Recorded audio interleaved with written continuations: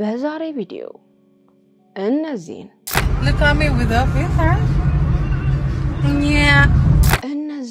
እኔ የሰዎች ደስታ የሚያስደስተኝ ሀዘናቸው ደግሞ የሚያሳዝናቸው አይነት ልጅ ነኝ ጋይስ።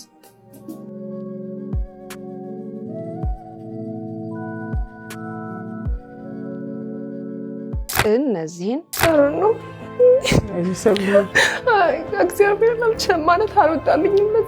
እነዚህን አንድ ወጣት እንግዲህ አደጋ ደርሶበት ብልቱ ሙሉ በሙሉ ከሰውነቱ ተለያይቶ ለመጀመሪያ ጊዜ በኢትዮጵያ ታሪክ እንግዲህ ብልቱን ከሙሉ በሙሉ የተለየውን ከአካሉ ጋር አገናኝተው ግለሰቡ አሁን በጥሩ ማገገም ላይ ስለመሆኑ እነዚህንና ሌሎችንም እናንተን ፈታ ዘና ያደርጋሉ እንዲሁም ግርምትን ይጭራሉ ብሎ የእናንተ ምክርና ተግሳጽ ይፈልጋሉ ብዬ ያሰብኳቸውን ቪዲዮዎች ሰብሰብ አድርጌ ይዤላችሁ መጥቻለሁ። እንዴት ናችሁ? እንኳን ወደ ኤፍራታ ቲዩብ የዩቲዩብ ቻናል በሰላም በጤና በፍቅር መጣችሁ። እንኳን ደህና ቆያችሁኝ። አረፍ በሉ። እንግዲህ እንደተለመደው ይሄ ቤት ምን ይፈልጋል? ፍቅር ይፈልጋል። ፍቅር አሰጣጡ ደግሞ እጅግ በጣም ቀላል ነው። ሰብስክራይብ እምትል ቀላሙ እንደለሞንደል ያለች በተናለች እሷን ነካ በማድረግ እንዲሁም ላይክና ሼር እያደረጋችሁ ሀሳብ አስተያየታችሁን ኮሜንት ላይ ጻፍ እያደረጋችሁ ብሎም የምለቃቸው ቪዲዮዎች በቶሎ እንዲደርሷችሁ የደወል ምልክቷን በመጫን ለዚህ ቤት ፍቅር መስጠት ይቻላል ማለት ነው። እንድሰራባቸው የምትፈልጓቸው ቪዲዮዎች ካሉ ደግሞ ዲስክሪፕሽን ላይ የኢንስታግራም፣ የፌስቡክ እንዲሁም የቲክቶክ ገጾቼን አስቀምጬላችኋለሁ። እነሱን ነካ በማድረግ መላክ ትችላላችሁ። ለማንኛውም ብዙ ወሬ አላብዛ፣ ወደ ቪዲዮ።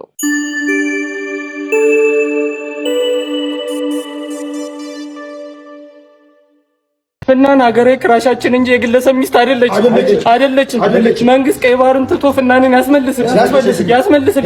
ፍናን የኔ ናት፣ የኛ ናት። እሺ ፍናን የኛ ናት። አርቲስት የህዝብ ነው። ሁለት እስከምትወልጂ ተስፋ አልቆርጥም።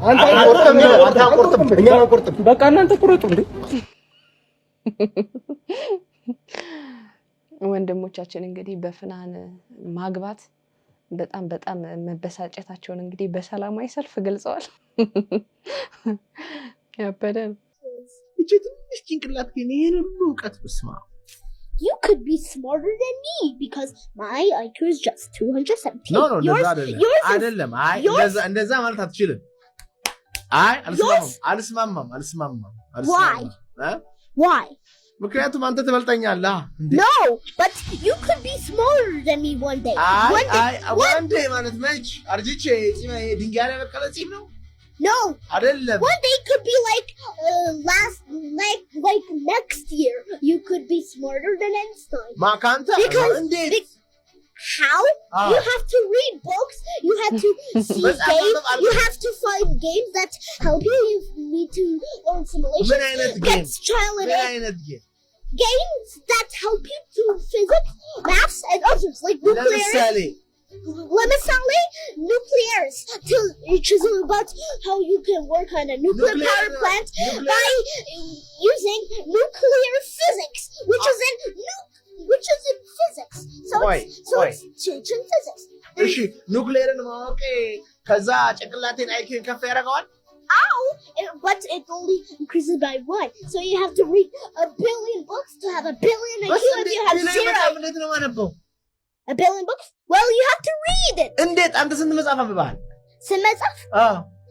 Well, I started reading books when I was free and when I was free to 8 to now, that means 1,415,000,000 and 220,200. መጽሐፍ አንብበሃል? Yes. ስንት ቢሊየን መጽሐፍ? 1 billion. አንድ ቢሊየን መጽሐፍ አንብበሃል ያለ ነው። No. You can read the children. You could even read 1 million or a grandmother or infinity books. እንዴት ተደርጎ ነው በስቻችር ጊዜ? You just have to be patient and read the entire thing and then you have to የፈለገ patient ሆነ። በልጁ ጉዳይ ያው ምንም ማለት አልችልም። ያው የፈጣሪ ስራ ነው፣ የእግዚአብሔር ስራ ነው። የእግዚአብሔር ስራ ብዙ ይባል የለ የእግዚአብሔር ስራ ስለሆነ ምንም ማለት አንችልም። 1 ቢሊየን ምናምን ቁጥሮች ጨማምሮ አንብቤ ያለው መጽሐፍትን ብሏል። እዚህ አንድ መጽሐፍ ለማንበብ ሉክ ምን ቁጥር ሁላ እንግዲህ ይሄን ስንሰማ ምን ልንል እንደምንችል አሰብኩትና ገረመኝ። ለማንኛውም ማን ያዘዋል ግን ጩኸትን ቀምቷል።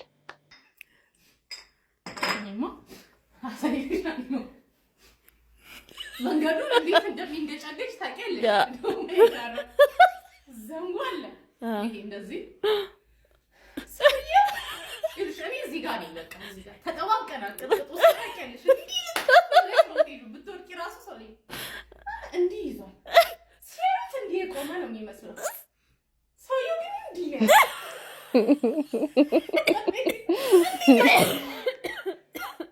አይኔ መሰለኝ እኔ ውልሽ እዚህ ጋር ወንበሩ ወገቤንም ደግፍ እንዲያደርገኝ ብዬ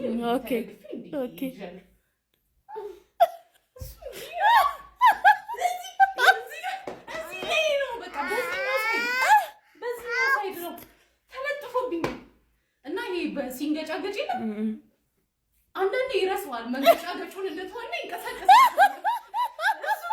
ሳያስበላ ሲንገጫገጭ እኔ ገና ጠዋት ስራ እየገባሁ ነው። ይሄ ሰውዬ ነበር ፈራሁ። እግዚአብሔር ልብሴን ነው የማይዋስሪ። እኔ ግራ ገባኝ። ማን ያምንሻል? አሁን ይሄ ሰውዬ ማርያምን እኔ ብቻ ነው የሚታየው፣ ሌላው ሰው የሚታየው እንዲህ እንደቆመ ነው። ምኑን አና ነው ዚግዛግ መስራቱ አያስታውቅም ለሌላ ሰው። ቀጭን ስለሆነ ይሁን እኔ እንዴት ይቻላል? አሁን እስኪ ይሄን እኔ እዚህ ጋር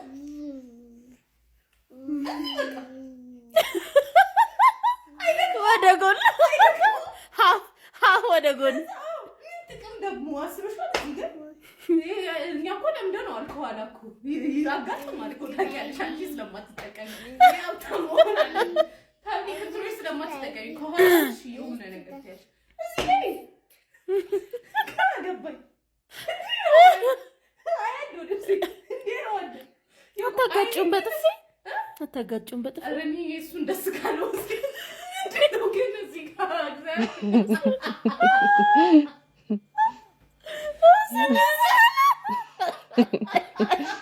እውነት እኮ ነው። ባስ ውስጥ ባቡር ውስጥ ምናምን ለሴት ልጅ ቆሞ መሄድ በዛ ላይ ሰው በበዛ ሰዓት በጣም ከባድ ነው።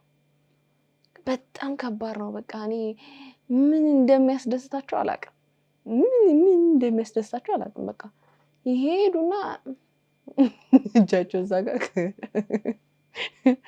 ፐርፐዝሊ ለዚህ ብቻ ብለው የሚገቡ ሰዎች አሉ። በነገራችን ላይ ባቡር ውስጥና ባስ ውስጥ ምናምን ይሄንን ፈለጋ የሚገቡ ሰዎች አሉ። የሚገርመኝ አንዳንድ ሴቶች ማለት ነው ምንም አይመስላቸውም ማለት ኖርማል ሆኖ ምናምን ይቆማሉ ከኋላቸው እየነኳቸው ምናምን ማለት ነውና አላውቅም ግፊያ እየመሰላቸው ይሁን ምናምን ምንም አይሉ። እኔ ስንት ቀን ሰው አስጥያለሁ ባይገርማችሁ። ግን ሴቶቹ ምንም ኖቲስ አያደርጉም እንጂ ይከፋል እኮ የሆነ ጥቅጥቅ ብሎ ሰው ላያችሁ ላይ ልጥፍ ሲል እስቲ ያስቡት። ከእንደገና ደግሞ ሌላ አይነት እና ነቃ ደንገጥ በሉ ሴቶች። እንደዚህ አይነት ግፊያ ካለም ባትገቡ ይመከራል። እንደው በጣም አስቸኳይ አንገብጋቢ መድረስ ያለባችሁ ቦታ ካለ ተገባችሁ ቢያንስ በተጠንቀቁ የሆነ ሰው ላያችሁ ላይ እንዳይለጠፍ ወይም ደግሞ ጀርባችሁን ብቻ የሆነ ነገር ላይ ሲይዛችሁ እንዳይነኳችሁ ራሳችሁን መከላከል መቻል አለባችሁ ብዬ ነው ማስበው።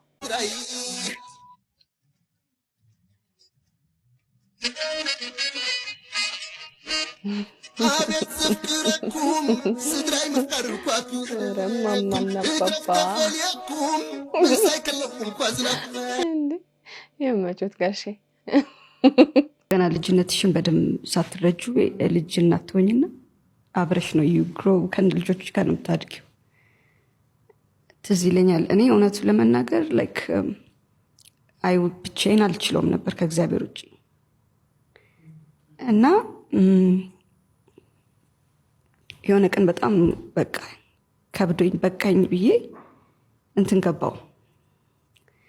የሆነ in my life የሆነ ከባድ ውሳኔዎች ከመወሰኔ በፊት እንደዚህ ገዳም ወይ ቸርች ገባና ነገሮችን ከጸጥ ማድረግ ፈልጋለሁ ያሉትን ጫጫታዎች ኢቭን የራሴንም ድምጽ ማለት ነው በደንብ እግዚአብሔር ፍቃድ ምን እንደሆነ ለመረዳት እና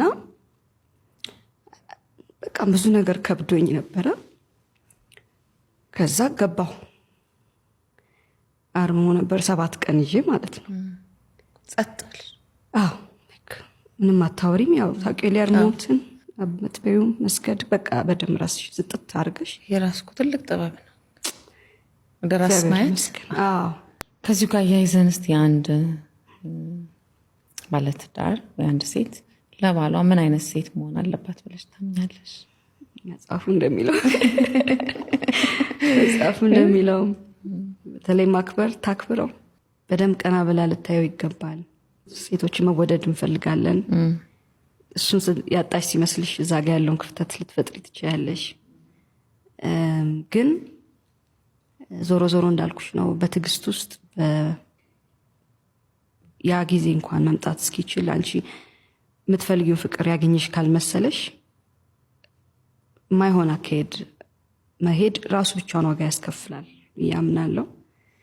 ስለዚህ በትዕግስት ውስጥ ብታዝኝም ብታለቅሽም ብዙ ጭቅጭቅሽን ባልሽ ጋር ከማቅረብ ለራስሽ በጸሎት እንባሽን የሚቆጥር ፈጣሪ አለና በሱ ውስጥ መሄድ።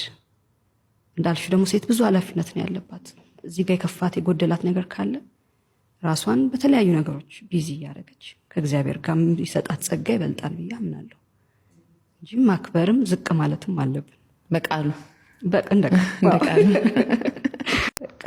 በትዕግስት። ምክንያቱም ዞሮ ዞሮ ላይፍ ኢዝ ሾርት ላይክ አጭር ነው ህይወት እንደምናውቀው እና በተለይ ይህን ጊዜ ግራ ነው የሚገባሽ። ትልቁ ስራ እየተሰራው በቃ ትዳር መበተን ላይ ነው። ትልቁ የእግዚአብሔር ኪንግደም ይመስለኛል። ትልቁ የእግዚአብሔር መገለጫ ይመስለኛል እና አይቼዋለሁ። እኔ በተለይ ብዙ ተፈትኜበት ብዙ ከባድ ጊዜ አሳልፌ ስለመጣው ማንም ሰው የሚሄድበትን መንገድ አይ አንደርስታንድ። በጣም ይከብዳል። ብዙ የችግር ያለው ከራሳችን ጋር ላይክ እሱን ማየት ያቅተናል። ለካ በጣም ትሩሊ ራስሽን ልታይ ያደርግሻል። ለረጅም ጊዜ ወይ ባለቤቴን ጥፋተኛ አድርጌ የኖርኩት ነገር ካለ ራስሽን መጠየቅ ራስሽን ማየት እንድትጀምር ያደርጋል። እና እንዳልኩሽ ነው። ለዛ ነው ቅድምም እኔ ልክ ነኝ ብለሽ በቃ የቆምሽበት ነገር ሁሉ ልክ እንዳልሆነ ነው የሚገባሽ የሆነ ፖይንት ላይ። ከብዙ መጥፋት በኋላ ወደምትወደው ሙያዋ የተመለሰችው አርቲስት ማክዳ አፈወርቅ እንግዲህ ከአምለሰት ጋር ቆይታ አድርጋ ብዙ ነገሮችን ተናግራለች። የገባኝ ነገር ምን እንደሆነ ታውቃላችሁ? በቃ ሁሉም ሰው በያለበት የኑሮ ደረጃ ከፍተኛ ውጥረት ውስጥ እንዳለ ነው እና በቃ በተለያዩ ፈተናዎች ውስጥ እያለፍን እንደሆነ ነው እና አንዳንዴ ምንድነው እንደዚህ አይነት ሰዎች እየመጡ ታሪካቸውን ሲያጋሩ ያሳለፉትን ነገር ምናምን ሲያወሩ ሰምተን ብቻ ማለፍ ሳይሆን እነሱን የመታቸው እንቅፋት እንዳይመታን ከነሱ ትምህርት መውሰድ። ሌላው ደግሞ በተለያየ ፈተና ውስጥ እያለፍን ያለነው እኛ ብቻ እንዳልሆን መረዳትና እንደሚያልፍም ከነዚህ በየሚዲያ ወጥተው ታሪካቸውን ከሚያጋሩ ሰዎች መማር አለብን ብዬ አስባለሁ። ዛሬ በጠዋት ተነሳውና ቡናዬን ሳልጠጣ ኢትዮጵያ መደወል የመጀመሪያው ትልቅ ስህተት ማለት ነው። ከዛ ደወልኩኝና ረጅም ጊዜ አግኝቻት ማላቀው ልጅ አለች ላይክ እህቴ በሏት ብቻ በጣም ህፃን እያለች ነው የወጣሁትኝ እኔና አሁን ግን አድጋ ሃይስኩል ጨርሳ ምናምን ኮሌጅ ገብታለችና ያው ሁሉ ጊዜ በቤተሰብ በምናምን ሰማለሁ ላይክ ሁሉ ነገር ሰማለሁ። ግን በቃ እንደዚህ በስልክ ግን አግኝቻታለሁ ላይክ አገኛታለሁ ግን ገባችሁ በራሷ ስልክ እንደዚህ እንደ ልቤ አግኝቻት አላውቅም። የሆነ ሰዓት ስልክ ትይዛለች የሆነ ሰዓት ይበላሻል ምናምን ብቻ ሎንግ ስቶሪ ነውና ግን በቃ ስልኳን አገኘሁትና በጣም በቃ ኦ ማይ ጋድ በቃ ህፃንነቷ የምትናገረው ያ በቃ እንዴት ልበላችሁ ሁሉ ነገር ሜሞሪ ያለ ነው። ኦ ማይ ጋድ ላውራት ምናምን ብዬ ደወልኩኝ ማለት ነው። ከዛ ጀመርኩላችሁ በቃ እኔ ውስጤ ይቦርቃል በቃ ደስ ብለኝ ናፍቃኛለች ምናምን ብርቅ ይላል። ለካ እሷ አድጋለች ገባችሁ ላይክ በቃ አድጋለች ምን እንደው የምትይኝ ነገር ነው የማወራው እኔ ገባችሁ። ከዛ በቃ ጠየኳት ስለ እንትና ምን እያረግሽ ነው እንደዚህ ነው ወይ በቃ ማለት ያንን ረጅም ዓመት በፊት የተሰደደው ጅንስ በጅንስ የሚለብሰውን አጎቱ ነው እንኩት ላይክ ኧረ በስመ አብ ማለት ይገባኛል። የሚያኮረንሱ ጥያቄዎች የጠየኳት ጭራሽ በቃ ማለት በቃ እንዴት ላቆመው ወሬውን ካፌ ምን ላርገው ልነቀው ራሴን ምን በቃ ሰው ልጅ ግን እንደዚህ ይዋረዳል። ከዛ በቃ እየባሰ ሄዶ ጭራሽ ቦይፍሬንድ አለሽ ወይ እስቲ ንገሪኝ እኔ እኮ ለማንም አልናገርም አልኳት። ኧረ ምን እኔ በቃ ስልክ ዘግቼ ላልቅስ ላይክ ሰው እንዴት እንደዚህ ይጠላል። እኔ አሁን በፊት ዘመዶች ምናምን ውጭ እያሉ እውነቴን ነው የምር ውጭ እያሉ ምናምን ነገር ማን ፋራ ነው ስማን በስንት ዓመተ ምህረት ተሰደዱ እንደዚህ አይነት ነገር የሚያወራው ምናምን ብዬ ነበር የማስበው። ላይክ እኔ ለምንድን ነው እንደዛ ይሆንኩት ተመልሼ?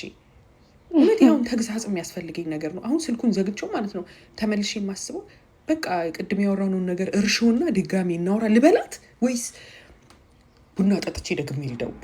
ላይክ ይሄን እንዴት ነው ፊክስ የማደርገው ነው አሁን? በስመ አብ ከባድ ቅሌት ነው። ከባድ ቅሌት ጭራሽ ጠብሰሻል እስቲ ንገሪ ለማንም አልናገርም። ተይ እባክሽ። እንደዚህ አይነት ነገር ገጥሟችሁ ያውቃል? እንደዚህ ዝም ብላችሁ አውርታችሁ ከዛ ያወራችሁት ነገር ምንም ፍሬ ቢስ እንደሆነ ተሰምቷችሁ ያውቃል? እኔ ያውቃል እና ስሜትሽ ይገባኛል እናቴ። እስቲ ቡና ጠጥተሽ ደግመሽ ሞክሪ። አንዷ ምን አለች መሰላችሁ? ገንዘብ ላኪላትና ይስተካከላል። ሁለተኛ ካንቺ ጋር አንተና እግዚአብሔር ለምን አትወጪኝ? ለምን ተከታተሉ? ሶሪ በሰራ በሰራ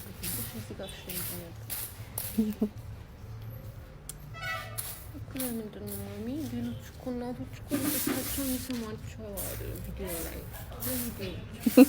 ኧረ ሳራት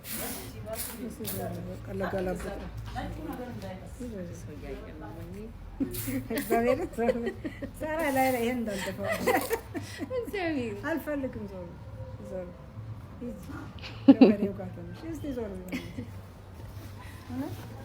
ነፃነሽ አይመሳሰሉም ጋይስ።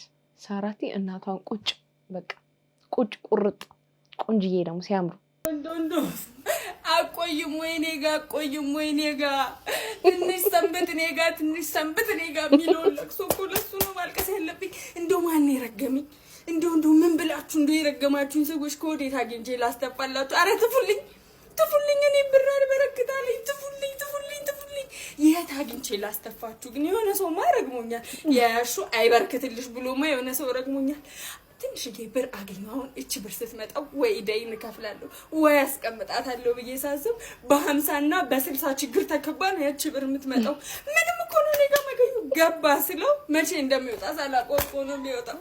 ኧረ እንዲያረገምገኝ ሰውዬ! ኧረ ትፋልኝ አልበረክታለኝ አልቆያለኝ እኮ ትፋልኝ እንጂ የሁሉም ሰው ችግር ነው። የሁሉም ሰው ችግር ነው። በዚህ በኩል ብሩ ገባ ስንል እኛ እጅ ላይ ሳይቆይ በዚህ በኩል ችግራችን ተቀብሎናል። እንደዚህ ነው እየሆነ ያለው።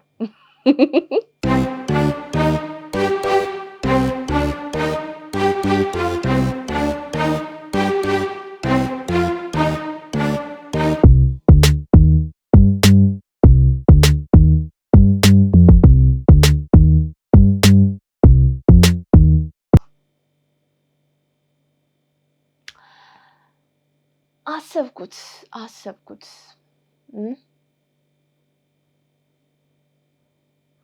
ፀጉር ቤት ባሎቻችሁ ሄደው እንደዚህ የምታጥባቸው ልጅ ብትኖር ምን ይሰማል? አስባችሁታል? እኔ በዚህ ጉዳይ ላይ ምንም ማለት አልችልም። ሚስቶች ባሎቻችሁ ፀጉር ቤት ሄደው ፀጉር የምታጥበዋ ልጅ ፊታቸውን እንደዚህ ዱቡስቡስቡስ እያደረገች ስታጥባቸው ብታዩ ምን እንደሚሰማችሁ እስቲ ጻፉልኝ። ሌላ ምን ይባላል? ከባድ ነው። ከባድ ጸብ ያስነሳል። መቼም ወንዶች ይሄንን ትሪትመንት ስታዩ የት ፀጉር ቤት ነው ብላችሁ መጠየቃችሁ አይቀርማ። ለኛ ነው ከባድ ነገር፣ ለኛ ነው ከባድ የሆነው። ለኛ ነው የሚከብደው፣ ለእናንተ አይደለም። ለኛ ከባድ ነው። እኔ የሰዎች ደስታ የሚያስደስተኝ ሀዘናቸው ደግሞ የሚያሳዝናቸው አይነት ልጅ ነኝ ጋይስ። ከሁለት ቀን በፊት ቪዲዮ ሰርች ነበርና ወደ ስራ ተመልሻለሁ ብዬ ግን በጣም ብዙ ሰው ነበር ሲጠብቀኝ የነበረው ማለት ነው። እነዛ ሰዎች ከኔ እርዳታ የሚፈልጉ ናቸው በሚገርም ሁኔታ፣ በሚያሳዝን ሁኔታ ማለት ነው። ምክንያቱም እኔ ናቲ የፀጉር ቤት ባለቤት ነው፣ የድርጅት ባለቤት ነው የሚመስላቸው ማለት ነው። እኔ በቃ ይሄ ነገር ከዚህ ማለቅ አለበት። እኔ የድርጅት ባለቤት አይደለሁም፣ ፀጉር ቤት የለኝም። ሼር ነው ከምሰራው የሆነ ፐርሰንቱን ያክል ነው የማገኘው። እኔ አሁን እንደዚህ ስሜታዊ ያደረገኝ ምን እንደሆነ ታውቃላችሁ? እነዛ ሰዎች ናቲ የሆነ ነገር እናቴ ታማብኝ እንደዚህ ሆናብኝ ልጄ እንደዚህ በጣም ታሙብኝ ይላሉ። ከዛ እኔ የለኝም ምናምን ስላቸው አረ በመቤቴ ምናምን ብለው ተንበርከው ምናምን ይለምኑኛልና ያኔ በጣም ነው ውስጥ የሚጎዳው፣ በጣም እጅግ በጣም ማለት ነው። በቃ ስራ እንኳን እየሰራው ምናምን አይምሮዬ ላይ እዛች የሴትዮዋ ስታለቅስ ምናምን ያለው ፓርት ነው። በቃ ይሄ በጣም ውስጤን የሚነካው ነገር ነው። ምንድነው አሁን ማስተላለፍ ያለኩት መልእክት እኔ በቃ የድርጅት ባለቤት አይደለሁም፣ ፀጉር ቤት የለኝም፣ ሼር እየሰራው ያለው ልጅ ነኝ። ገና ራሴን ለማስተዳደር የራሴን እያለምኩ የምሰራ አይነት ሰው ነኝ። ስለዚህ እባካችሁ ባላችሁበት ሆናችሁ ወይ ሜሴጅ ጻፉልኝ። የምችለው ነገር ማገዝ የምችለው ነገር ካለ አግዛቸዋለሁ ማለት ነው። እኔ የምችለው ነገር ካለ በተለያዩ ነገሮች እንጂ በገንዘብ መረዳበት አቅም የለኝም። ስለዚህ ባካችሁ አትምጡብኝ፣ ስራ ቦታ ድረስ አትምጡ። ባላችሁበት ሆናችሁ ጻፉልኝ። እኔ በዚህ ታይም በጣም ብዙ ነገሮች እያለፉ ያለው ልጅ ነኝ። በጣም በብዙ ነገር እኔ ራሴን ሳረዳ ሰው መረዳበት ደረጃ አልደረስኩም ገና። የሆነ ጊዜ ከ2 ወር በፊት ምናምን ነው አስታውሳለሁ፣ ንግድ ባንክ ለ24 ሰዓት አገልግሎት አይሰጥም ነበርና እኔ በዛ ታይም ደግሞ ንግድ ባንክ ብቻ ነበር ስጠቀም የነበረው። የዛኔ ከቀን ከማገኛት ቲፕ እየሰጠው ፋይናሊ ምንድነው የሆነው ስራ አልሰራሁም። ከሰዓት በኋላ ማለት ነው እሰራለሁ ብዬ ቲፔን ሰጥዬ መጨረሻ ላይ ስራ አልሰራሁም። መቼ ጾሜን አደርኩት ብታምኑም ባታምኑ የዛኔ። ምክንያቱም ንግድ ባንክ አይሰራም፣ ስራ የቀን ቲፕ ምናምን አላገኘሁም። በቃ ሰዎች በጣም ስለሚያሳዝኑኝ ሼም ስለሚይዘኝ ከቀን ቲፕ እየሰጠው መጨረሻ ላይ ባዶዬን ቀረሁ ማለት ነው። ስለዚህ እኔ ከዓላማዬ እየተጎተትኩ ነው ያለሁት። በጣም ስለሚያሳዝኑ የሚመጡት ሰዎች በጣም ስለሚያሳዝኑኝ ነው አሁን ስሜት የተነካው ማለት ነው። ስለዚህ እኔ የድርጅት ባለቤት አይደለሁም። ገና ድርጅት እንዲኖረኝ እየለፋው ያለው ልጅ ገና በህፃንነት የጀመረው አይ ቲንክ ከ12 ዓመት የጀመሮ በስራ ላይ ያለው ሰው ነኝ። ግን ራሴን ማሸነፍ አልቻልኩም እስካሁን ድረስ። ስለዚህ ወደ ህልሜ እንድጠጋ እባካችሁ ከስር እንትና ተወለብኝ እባካችሁ ባላችሁበት ሆናችሁ ጻፉልኝ። በዚህ አጋጣሚ ማስታወቂያዎች እንኳን እየመጡ ያልሆነው ናቲ የፀጉር ቤት ባለቤት ነው ጭራሽ ብራንች ያለው ሰው ነው ብለው ስለሚያስቡ ነውና እኔ ብዙ ማስታወቂያዎችን መስራት እችላለሁ። በጣም ክሬቲቪቲ ነኝ፣ አይዲያዎች አሉኝ። ልጽፉልኝ፣ ልደውሉልኝ ትችላላችሁ በዚህ አጋጣሚ ማለት ነው። ቴንክ ዩ ሶ ማች። ይሁን ደብቁኝ ያመጣል የሚባለው ይሄኔ ነው። በመጀመሪያ እኔ ይቅርታ አድርጉልኝ፣ ፀጉሩ በጣም ነው የሚረብሸው። እኔ ልጁ ሀሳቡን እንዳልረዳው ከሚያደርገኝ ነገሩ አንዱ ፀጉሩ ነው። እኔ ያምራል። እኔ እስቲ አላቅም። እኔ እንደዚህ አይነት ፀጉር ስታይል የምትወዱ ሰዎች ካላችሁ በጣም ይቅርታ አድርጉልኝ። ፀጉሩ በጣም ነው የሚረብሸው። ይሄ ሁሉ ያመጣው ያንተ እዩኝ ማለት ይመስለኛል። እንደዚህ ፎጣ አስለብሶ እስከ ማስለቀስ ያደረሰ ያንተው ስራ ነው። መጀመሪያ እኔ በጣም አለው የተማልኩ የፀጉር ባለሙያ ነኝ ምናምን ኦቨርአክት አደረግሽ። እንደውም ለጥምቀት ሁላ ቦዲጋርድ ምናምን ጭውቴ ምናምን ጀመርሽ። እንግዲህ በቃ ይሄ ሰው አለው ብሎ ሰው ቢያስብ ምን ያስገርማል? ኦልሬዲ እኮ አንተ ራሱ እንዳለው ሰው ነበር አክት ስታረግ የነበረው። ምን አለ አንተስ ቀስ ብለህ ሶሻል ሚዲያ አጠቃቀምን ብታስተካክል፣ ገና ለገና እይታ ውስጥ ለመግባት ተብሎ ያልሆንከውን ማንነት ለራስ እየሰጠ ለሰውም አንተን በጣም በቃ ኦቨር ኤክስፔክት እንዲያደርጉ ምናምን አድርገ በስተመጨረሻም ወደ እውነተኛው ማንነት ስትመጣ ተጋጨብህ። ስለዚህ ወንድሜ አሁንም ቢሆን እድሉ አለ። ራስ ላይ ስራ፣ በራስ ተማመን፣ የራስን ማንነት የራስን ብራንድ ገንባ። ፕላስ ቢኖርህ እንኳን ማለት ነው ቢኖርህ እንደው ቢትረፈረፍህ እንኳን እዩኝ ማለቱ አይጠቅምም። ትክክለኛ እዚህ ዓለም ላይ ሀብታም የሆኑ ሰዎች ማለት ነው እውነት አስተውላችሁ ከሆነ ኖርማል ልብስ ነው የሚለብሱት። ማለት ጠጋ ብላችሁ ስታዩት ልብሱ እኮ ብራንድ ነው። በጣም የሚገርም ልብስ፣ በጣም ውድ ልብስ ምናምን ሊሆን ይችላል። ግን በቃ ይሄ አይን ውስጥ የማይገባ በቃ ምንም አይመስላቸውም። በሸበጥ ምናምን ሲሄዱ ልታያቸው ትችላላችሁ ምናምን። ገባችኋ? የሚገራርም ትልልቅ ካምፓኒ ባለቤቶች በጣም ልጥጦች ምናምን ሆኖ ግን በቃ ምንም እዩኝ አለኝ ለማለት አይቸኩሉም። ይሄ ትንንጥዬ ነገር ያላቸው ሰዎች ናቸው በጣም ሾዊ የሚሆኑትና ያን አስተሳሰብ አውጣ ከምሮህ ላይ ራስ ላይ ስራ ራስህን ሁን። የሆነን ሰው ለመምሰል ወይም ደግሞ በሆነ ሰው ተንጠልጥለ ለመውጣት ምናምን አትሞክር። ፌክ ማንነት ለማንም አይጠቅምም። ራስ ላይ ስራ፣ ነገ የተሻለ ሰው ትሆናለህ። ነገ ራስህን ጸጉር ቤት ከፍተህ አለ የተባለ ጸጉር ቆራጭ ሰው ያወራልሃል። ተረዳ? ስለዚህ በሰው ተንጠልጥለ እንትን ለማለት አትሞክር።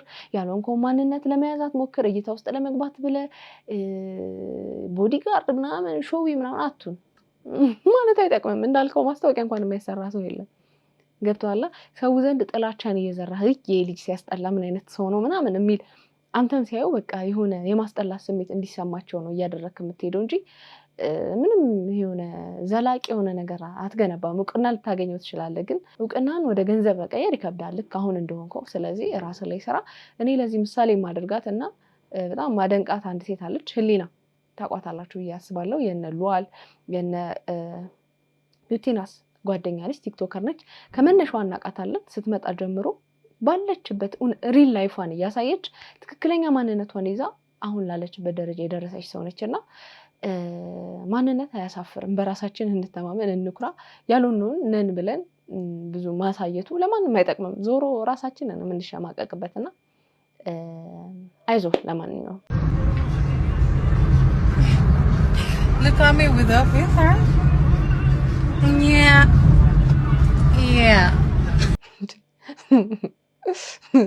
ምን ነው ሰላምዬ? ምን ነው? እግዚአብሔር መልቸም ማለት አልወጣልኝም። በዛ ነው። እኔ ያው በቅርብ በጣም ነው የማውቀው። ነፂ የሰፈሬ ልጅ ነው። ብዙ ነገር ያገዘኝ ልጅ ነው። በጣም በተለይ ኢትዮጵያ የነበርኩ ጊዜ በጣም ብዙ ነገር አግዞኛል፣ አበረታቶኛል። እንደዚህ በይ እንደዚህ አርጊ ነው እግዚአብሔር መልቸም ማለት አልወጣልኝም። በዛ ነው መካሪ ነበር እና ደግሞ አሞት መቻይ ስለሆነ እንድትነግሪው ማለት ስታዩ ፊዚካሊ ምናምን ልትነግሪው የምትፈልጊውን ነገር አለ፣ ግን እሱ እየሳቀ ነው የሚያሳልፈው። አምላክ ቢፈቅድ እንዲህ አምላክ ቢፈቅድ አንልም። ምንም ንግግራችን ውስጥ እንደውም በጣም ጥቂት ሰዎች ነገ እንገናኝ ብለን አፋችን ሞልቶ እግዚአብሔር ቢፈቅድ እንላለን። አልፎ አልፎ ግን ሁሌ አንልም። እግዚአብሔር ከፈቀደ ነገ እንገናኛለን። እግዚአብሔር ቢፈቅድ ነገ እንገናኝና ይሄ ቃል ነው ብንለምደው፣ በእውነት እንደየእምነታችን ብንለምደው። ይሄ ስሜት የሚመጣው መቼ ነው? ድንገት ሰውን ስናጣው ሁሌ ከዛ እንድረሰዋለን። ፒያሳና 4 ኪሎ ላይ ያነሳው የሆነ ሀሳቡ ሰዎች 4 ኪሎና ፒያሳ ላይ ወቅ ሳረግ ትከሻዬን ሲነኩኝ እንዳለ ይሰማኝ የሚለው ነገር በጣም ትልቅ ሀሳብ። በቃ የሰው ልጅ እስካለ ድረስ ነው እንትን ልትለው መኖሩ ልታሳውቀው ልታከብረው የሚገባው። ያ ማለት እኮ ትልቅ ነገር ነው።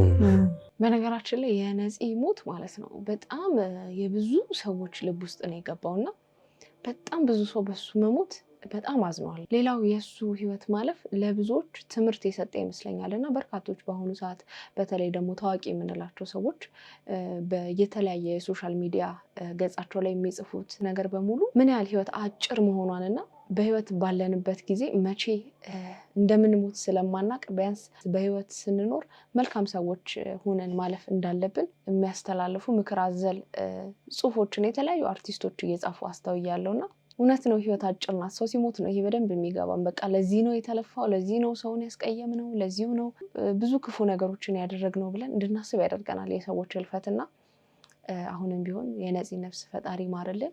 ብቻ በአጠቃላይ በየተሰማራንበት የሙያ መስክ ውጤታማ መልካም ሰዎች ሆነን ብናልፍ መልካም ነው ብዬ አስባለሁ። በኢትዮጵያ ታሪክ እንግዲህ እጅግ በጣም ረቂቅ በሆነ በቀዶ ሕክምና ሙሉ ለሙሉ ከአካል የተለየን ብልት ወደ ቦታው መልሶ የመግጠም ወይም ደግሞ ወደ ቦታው የመመለስ ሕክምና ዛሬ ተደርጓል ተብሏል። በአለርት ሆስፒታል አንድ ወጣት እንግዲህ አደጋ ደርሶበት ብልቱ ሙሉ በሙሉ ከሰውነቱ ተለያይቶ ከ9 ሰዓት በኋላ ነበረ አለርት የደረሰው። ያ ማለት ህዋሶቹ ሙሉ በሙሉ ከጥቅም ውጭ የመሆን ጊዜያቸው በጣም ተቃርቦ ማለት ነው። ነው። እንግዲህ በወቅቱ የምትመለከቷቸው በስራ ላይ የነበሩት ሐኪሞች ባደረጉት እጅግ በጣም ከፍተኛ የሆነ ርብርብ እና ደግሞ እጅግ በጣም ውስብስብ የሆነ ቀዶ ጥገናን አድርገው ለመጀመሪያ ጊዜ በኢትዮጵያ ታሪክ እንግዲህ ብልቱን ከሙሉ በሙሉ የተለየውን ከአካሉ ጋር አገናኝተው ግለሰቡ አሁን በጥሩ ማገገም ላይ ስለመሆኑ ሐኪም ፔጅ አሁን ባወጣው መረጃ አሳይቷል። ስለዚህ ለነዚህ ባለሙያዎች ክብር ይገባቸዋል። በእውነት በጣም ክብር ይገባቸዋል። እኔ እኮ የጤና ባለሙያዎች በስማ እንደ ጤና ባለሙያነት በጣም ከባድ ስራ የለምና በእውነት ክብር ይገባቸዋል። እንግዲህ ውዶቼ የዛሬ ቪዲዮቼ እነዚህን ይመስሉ ነበረ። እንደወደዳችኋቸው ተስፋ አደርጋለሁ። በቀጣይ በሌላ ቆንጆ ቪዲዮች እመጣላችኋለሁ። እንግዲህ እንደተለመደው ይሄ ቤት ምን ይፈልጋል? ፍቅር ይፈልጋል። ፍቅር አሰጣጡ ደግሞ እጅግ በጣም ቀላል ነው። ሰብስክራይብ የምትል ቀለም ወንደልደል ያለች በተናለች እሷን ነካ በማድረግ እንዲሁም ላይክ እና ሼር እያደረጋችሁ ሀሳብ አስተያየታችሁን ኮመንት ላይ እየጻፋችሁ ብሎ የምለቃቸው ቪዲዮዎች በቶሎ እንዲደርሷችሁ ደግሞ የደወል ምልክቷን በመጫን ለዚህ ቤት ፍቅር መስጠት ይቻላል ማለት ነው። እንዲሁም ደግሞ እንድሰራባቸው የምትፈልጓቸው ቪዲዮዎች ካሉ የኢንስታግራም፣ የፌስቡክ እንዲሁም ደግሞ የቲክቶክ ገጾች የዲስክሪፕሽን ላይ አሉ። በነዛ መላክ ትችላላችሁ። ለማንኛውም የዛሬን አበቃው። ይመቻችሁ ባይ